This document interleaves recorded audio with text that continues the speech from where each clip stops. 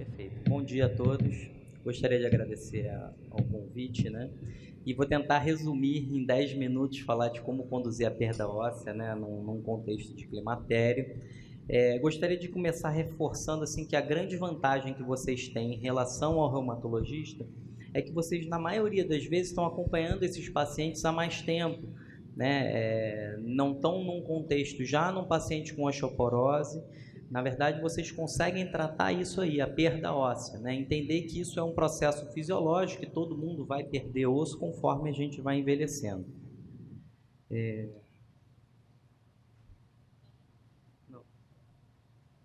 Tá. E lembrar, né, justamente como é que acontece isso, como é que ocorre o pico de massa óssea. Né? Existe uma pequena diferença entre homem e mulher, mas que ao longo da nossa vida adulta, né, próximo lá dos 30 anos, 25, 30 anos de idade, é quando a gente tem esse pico de massa óssea. Né? E aí começa um ponto importante que vocês, ginecologistas, conseguem muito mais do que nós, reumatologistas, que vamos tratar a doença, a patologia, a osteoporose. Vocês talvez conseguiriam intervir nisso aqui, ou seja, o paciente que não atinge o pico máximo, né? Estimular a mulher durante a fase inicial da vida dela, né, a fazer mais atividade física, ingerir mais cálcio, para que ela consiga atingir lá em cima o pico de massa óssea. Isso talvez seja o ponto mais importante da nossa aula. Como é que aconteceria, né? Uma perda normal, a gente tem os pacientes que perdem de forma mais precoce ou, eventualmente, os pacientes que têm uma menopausa precoce, né? Seriam esses pacientes que seriam os pacientes de risco. Ou seja, não teve pico, menopausa precoce ou que perde rápido.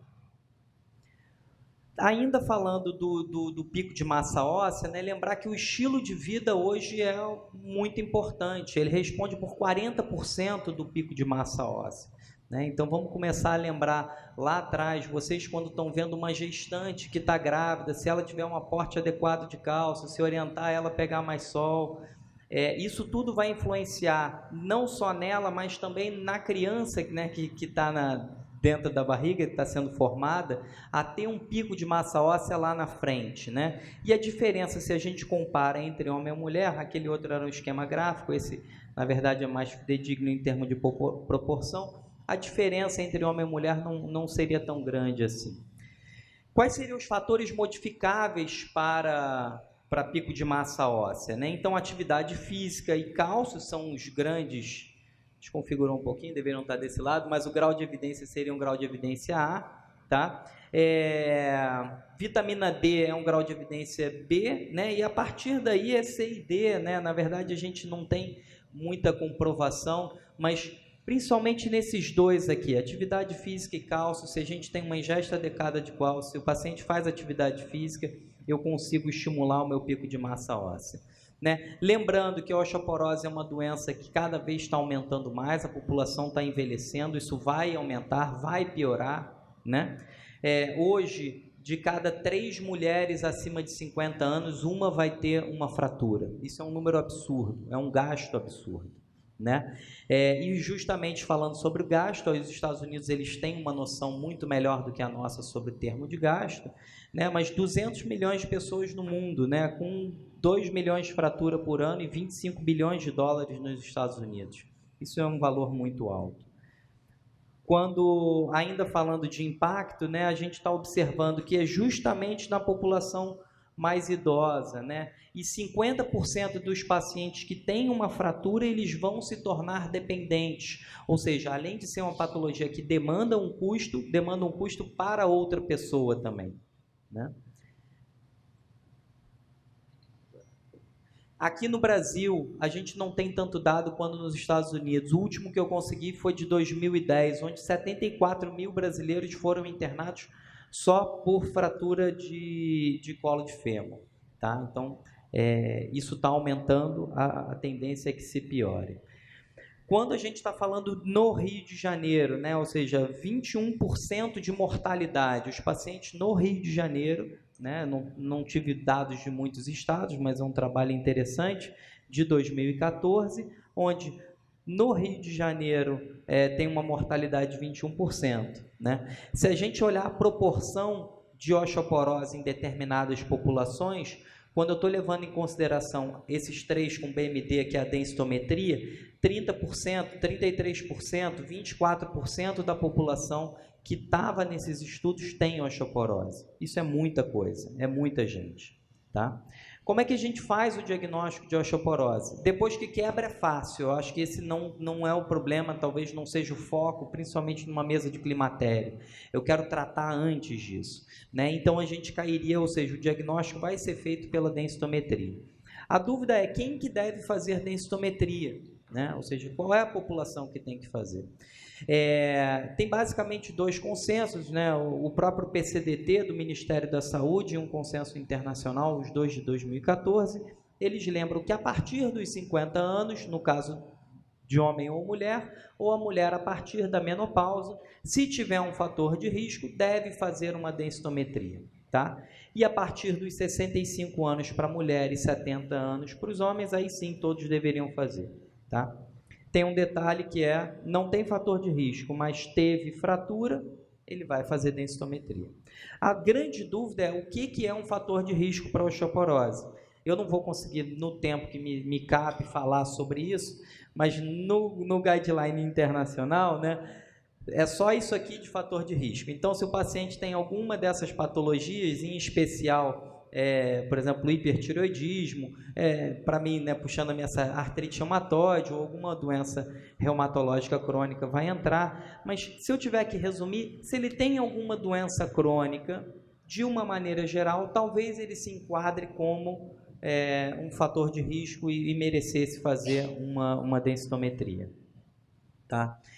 Outro problema é quando repetir essa densitometria, né? Vocês devem ter uma vivência grande com isso. Às vezes o paciente, quando ele chega no consultório, já tem 3, 4 densitometrias, todas elas lá com T-score de -4, -0,4, -0,5. Será que precisa fazer isso? Esse é um trabalho interessante que mostra para a gente que não.